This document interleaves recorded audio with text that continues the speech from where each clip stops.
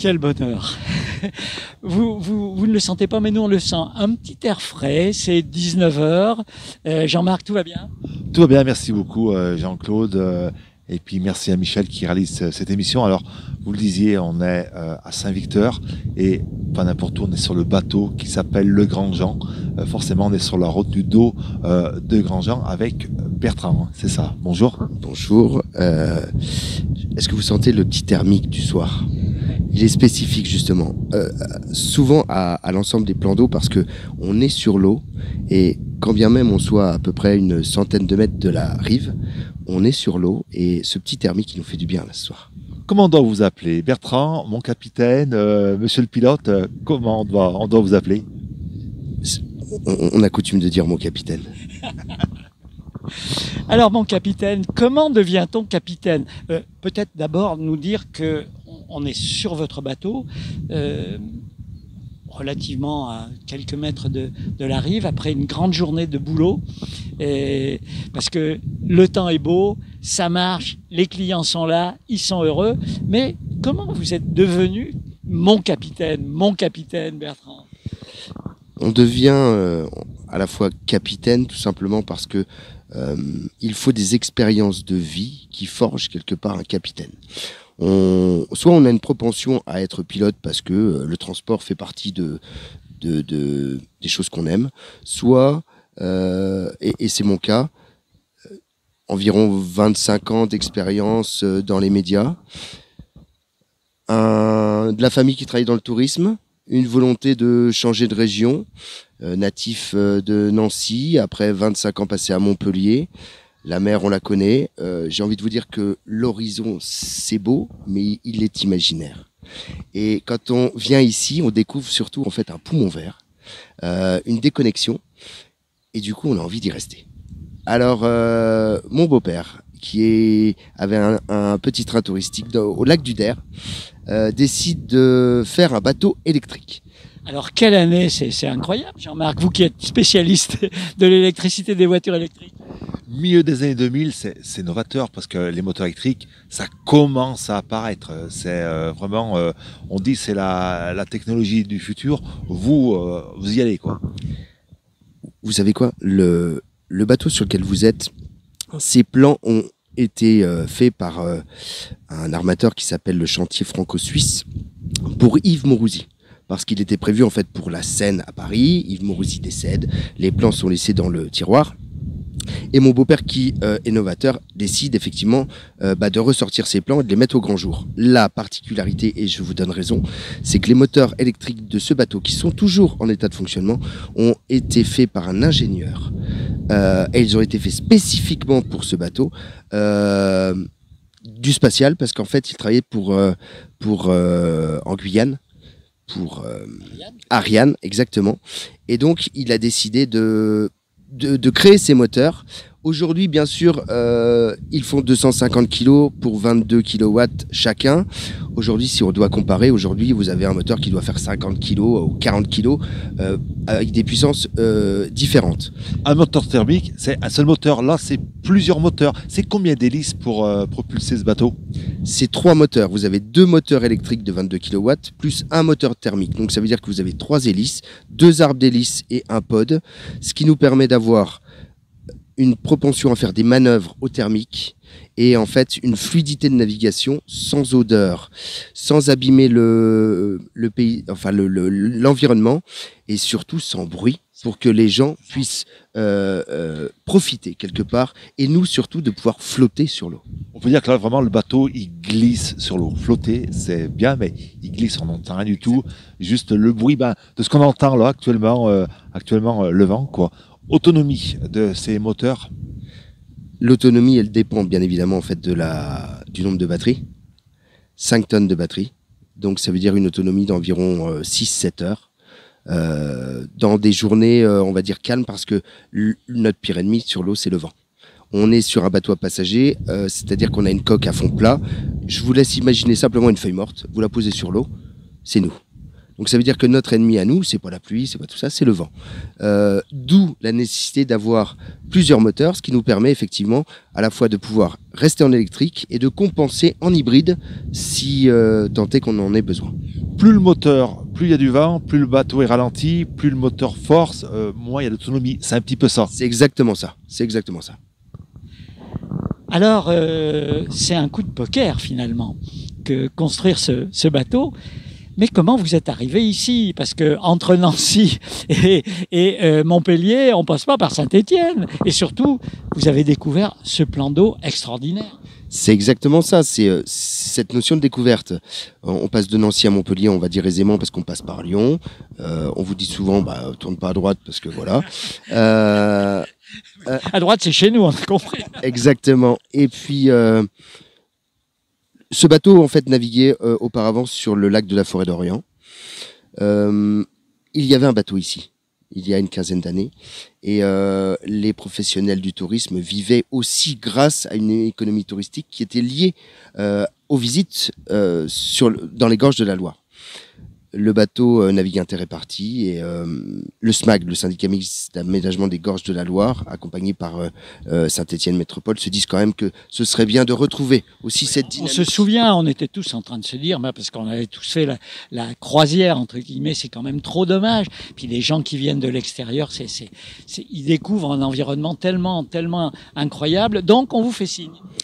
Donc, on appelle Michel Collot à l'époque, le SMAG, en disant est-ce que vous pouvez nous donner justement, comme vous êtes novateur avec votre bateau électrique, des indications, savoir comment, qui, quoi. Et puis Michel Collot, il vient, il découvre, il tombe amoureux, il crée quelque part l'activité. Et moi, en 2017, j'ai 40 ans et je décide aussi de réorienter ma vie. Et j'arrive ici et comme lui, je viens, je ne crée pas, mais je continue quelque part le développement et j'ai le même sentiment de tomber amoureux quelque part de ces crêtes, ce poumon vert, ce patrimoine bâti médiéval, le fait de pouvoir dire tout simplement bienvenue à Saint-Étienne pour voir les châteaux de la Loire. Le bateau, il est arrivé il y a quelques années maintenant. Avant de l'amener ici, on analyse un petit peu le fleuve, on regarde comment le terrain est fait, parce qu'on l'a découvert pendant cette semaine. Il y avait un village ici avant. Donc, il y a encore des restes, des ponts. Donc, on analyse et on se dit, c'est possible, on peut monter haut, on peut descendre. Comment ça se passe?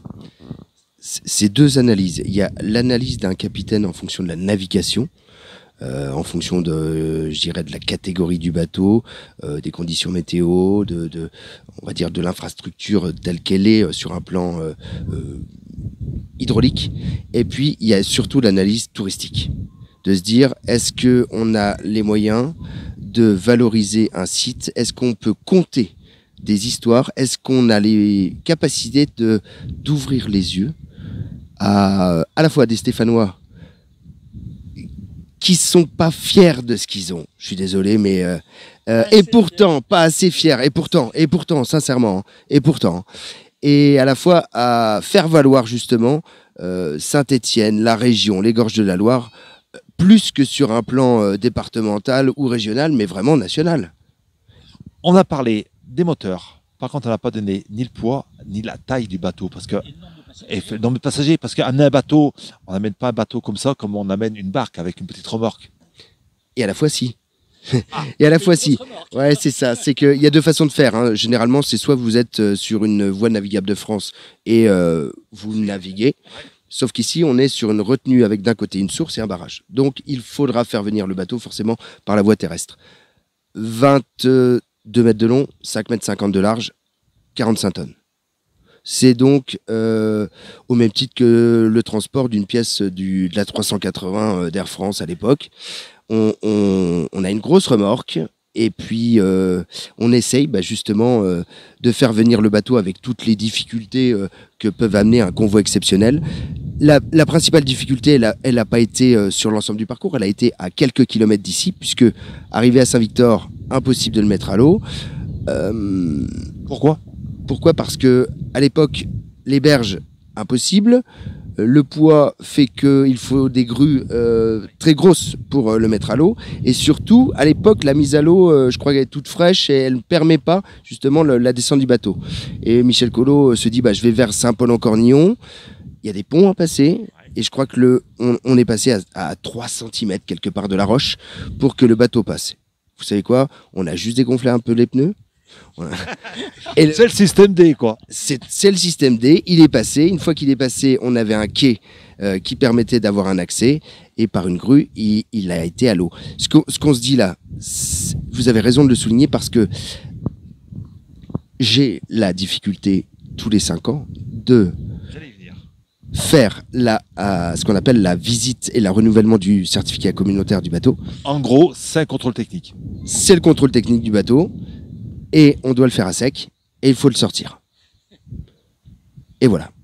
Quand vous dites sortir, il faut le mettre sur une remorque et l'amener dans une structure qui peut analyser, ou est-ce que le contrôle technique est fait ici? Il peut être fait ici, il faut juste qu'il soit à sec. Voilà. Sauf qu'on n'a pas de quai. On a des berges, on a des sédiments, on a de la roche. On est en réflexion permanente. Il y a un certain nombre d'années, les Romains avaient inventé les batardeaux, des structures qui permettaient, vous savez, d'encaisser quelque part ce qu'ont utilisé les ingénieurs de l'époque pour faire les piles des ponts, hein, et surtout les ponts de la Loire. Hein. On réfléchit encore. Hein. Alors on comprend que c'est la passion qui vous anime, la passion de la communication pendant la première partie de votre vie, si j'ose dire, et puis l'envie de faire découvrir ce lieu magnifique et en même temps de gérer une entreprise. Alors, pour les deux, eh bien, vous avez inventé 2 nouvelles formules. La formule la plus classique, c'est la promenade, 1 heure de promenade. On va laisser à César ce qui appartient à César. J'ai surtout, quand je suis arrivé, fait attention de pouvoir faire un beau copier-coller. Parce que on était Michel Collot était en développement et il fallait continuer ce développement. Les 20-80, c'est-à-dire que ce qui compte sur un bateau, c'est la promenade. C'est aussi le fait de faire la promenade en déjeunant ou en dînant dessus. Donc il fallait forcément faire perdurer et développer cette segmentation-là. Mais quand vous dites 20-80, c'est-à-dire, c'est quoi 20 et les 80 restants? C'est mon ancienne vie qui va parler. Hein. C'est-à-dire que c'est les 20% de l'activité ou des clients qui génèrent les 80% du chiffre d'affaires. C'est les 20% de promenade, déjeuner ou découverte qui génèrent le 80% du chiffre d'affaires. Et ce qui permet d'offrir des promenades basiques, disons, à tout le monde pour des prix extrêmement modestes. Je crois que c'est 14 € la promenade, c'est quand même à peine une place de cinéma. On a dû augmenter puisque forcément avec les années, on est à 14,50 aujourd'hui. Vous savez quoi? On est moins cher qu'une pizza. Non mais oui. On est moins cher qu'une pizza et pendant 1 heure, vous avez une déconnexion totale. Vous êtes sur un bateau électrique. Vous avez 3 membres d'équipage. Et j'ai envie de vous dire, quand vous sortez de ce bateau et que vous regagnez la terre, si vous avez passé un bon moment, c'est qu'on a bien fait notre travail. Et ce, pour 14,50 €. Alors le capitaine, il est à la barre, à l'avant du bateau sans doute, mais il parle aussi. Il anime la promenade. Et alors là, l'homme de la com, il se régale. Il a ces 2 notions. On a des guides, hein, mais c'est vrai qu'on doit suppléer. Le capitaine, il tient la barre, il parle, il tient justement. J'ai à cœur de laisser ce commentaire en direct. Il est hors de question qu'on ait un CD, qu'on ait un audio, comme beaucoup de sites, tout simplement parce que on aime l'humain. On aime les rencontres et on aime aussi des fois, j'ai envie de vous dire, le fourchage de langue, le petit point d'humour, le contexte qui fait qu'à un moment donné, on a des moments d'unicité. C'est ce qui fait que chaque croisière est un moment unique, justement. On va revenir sur la période d'exploitation. C'est en gros le printemps, l'été, puisque l'hiver, le niveau du lac de Grandjean baisse. C'est ce qu'on appelle en fait la période d'étiage. Et en début de saison, on a ce qu'on appelle le marnage, c'est-à-dire en fait la fluctuation du niveau d'eau en fonction des besoins en électricité. Et du 1er juin au 15 septembre, EDF garantit le maintien du niveau eau pour permettre les activités de loisirs. Donc ça veut dire qu'on doit, en fonction de la période, inventer ou se réinventer ou avoir un commentaire adapté en fonction du site. Mais elle est là la richesse. C'est qu'aujourd'hui on est en niveau haut et on vous conte l'histoire d'une ligne de chemin de fer qui est en dessous, avec des ponts et des viaducs. Or, si vous venez en avril ou si vous venez en octobre, on va vous conter l'histoire en vous la montrant. On pourrait même proposer de rentrer dans les tunnels. Et oui, puisque quand l'hiver, on voit les quelques vestiges qui sont tout au long de ce parcours. Alors, non seulement on navigue, mais on accoste aussi dans des endroits qui sont sublimes et que vous aimez beaucoup. Alors dites-nous, les buts de promenade, on peut faire le tour, mais on peut aussi aller découvrir des lieux magnifiques. On peut découvrir des lieux magnifiques. La difficulté, elle est quand même d'accoster, hein, parce que y a la météo, certes, mais il y a aussi le niveau d'eau. Et aujourd'hui, on peut accoster au Camaldule. Alors dites-nous, parlez-nous des camaldules, parce que si, pendant très longtemps, on les voyait de loin, mais on ne pouvait pas y aller. Maintenant, on peut y accéder. Alors, les camaldules, je vais vous en parler, mais aujourd'hui, ça reste un site privé. Les camaldules, ce sont les moines bénédictins. Ce sont surtout en fait des moines camaldules qui venaient d'Italie, de Camaldoli, d'où le nom de Camaldule ici. Les moines sont venus ici parce que on avait besoin d'un savoir-faire qui était celui de la teinture. Et ici, beaucoup de passementiers, de rubaniers étaient présents. Voilà les histoires du capitaine. Personne ne le sait, ça. Voilà. C'est génial. Et surtout, pour être camaldule, fallait avoir un habit entièrement blanc. Le site que vous voyez, en fait, il a été construit, édifié par un moine camaldule. Il faut savoir que pour intégrer l'ordre des camaldules, il faut avoir une grosse barbe. On dit souvent qu'il fallait avoir le peigne qui tenait dans sa barbe. Et celui qui a édifié les camaldules était imberbe. Mais pour prouver justement sa bravoure, il a planté le peigne dans sa joue. Dites-vous quand même que les peignes étaient en fer à l'époque. Alors les camaldules, il y a d'autres endroits aussi où vous emmenez vos passagers. Exactement, on les emmène aujourd'hui sur la presqu'île du Châtelet, avec la chapelle du Châtelet. Chapelle du Châtelet qui accueillait aussi des moines bénédictins, parce qu'il faut se rappeler ce site selon plusieurs histoires, plusieurs périodes de l'histoire de France. Et à ce moment-là, on est sur le départ pour le Puy-en-Velay pour faire le chemin de Saint-Jacques-de-Compostelle. Donc on vient ici pour se reposer. Ce sont souvent des moines bénédictins. Il y a une vraie vie ecclésiastique. Et cette chapelle, elle vous touche beaucoup. Elle me touche beaucoup parce qu'elle date du 12e environ. On a des pierres qui sont marquées de 1580 à l'intérieur et on a surtout des ondes vibratoires qui relatent les périodes de l'histoire. Et aujourd'hui, quand on ouvre les portes, et je suis fier aujourd'hui de l'ouvrir au public parce que à la fois il faut savoir que c'est quand on ouvre un bâtiment patrimonial au public que ça permet à la fois d'avoir des subventions qui permettent justement d'entretenir le bâtiment. Ce bâtiment a été ouvert il y a très longtemps. On y faisait là-haut du théâtre, certaines scènes. Et il ne s'est pas passé grand-chose. Il s'est passé beaucoup d'histoires, mais plus grand-chose. Et aujourd'hui, quand on ouvre les portes, il se passe quelque chose. On a appelé ça nos croisières sérénité. Eh bien, vous savez quoi, si vous voulez vivre des moments de sérénité, je vous en ouvrirai les portes. C'est magique. C'est vrai que c'est magique. Et puis, on voit dans votre regard, vous êtes maintenant tombé amoureux de cette région. On le disait en début d'interview, vous étiez à Montpellier, vous connaissiez pas Saint-Victor. Et maintenant, on peut dire que vous êtes vraiment tombé amoureux de cette région et puis de ce fleuve. Je suis tombé à la fois amoureux de la région, le fleuve, les gens. Soyons fiers quelque part de ce qu'on a. On est sur un site touristique merveilleux. Il est consommé, j'ai envie de vous dire, d'une manière très éclectique en fonction de la période de l'année. Et surtout, les gorges de la Loire ont été classées 18e par le Monde, simplement par leur côté sauvage, leur côté naturel, parce qu'il faut pas oublier qu'on est en plein cœur d'une réserve naturelle. Et exactement, sur la rive droite.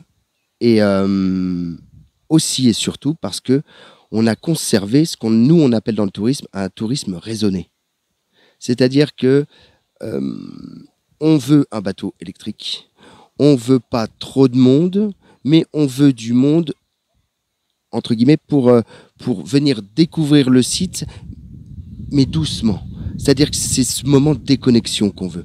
On ne veut pas devenir la grande motte et ouvrir tous les parkings parce que il y a tous les camping-cars qui arrivent. Oui, j'ai envie de vous dire, ce serait bien sur un plan, on va dire pécuniaire ou des choses comme ça, mais c'est pas la volonté et c'est pas pour ça qu'on est là. Et c'est justement pour ça, en tant qu'habitant de Montpellier, il y a cet équilibre de connaissance d'un tourisme, on va dire de masse, à ici un tourisme raisonné et en déconnexion.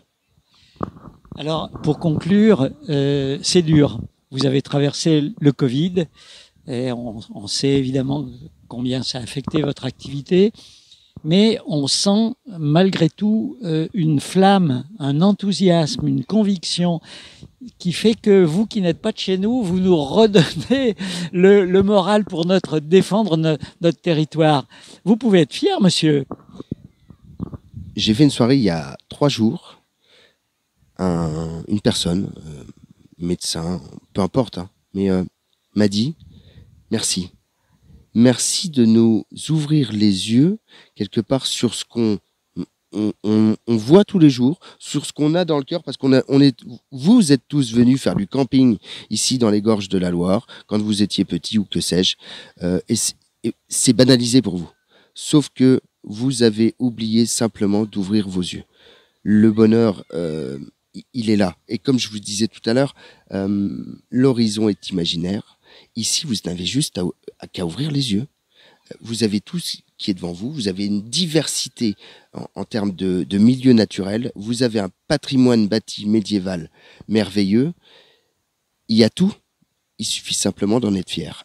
Notre travail à nous, c'est simplement à la fois d'ouvrir les yeux, mais surtout de compter et de raconter l'histoire qui est la vôtre et l'histoire qui est celle des gorges de la Loire pour quelque part juste un faire valoir. Oh mon bateau,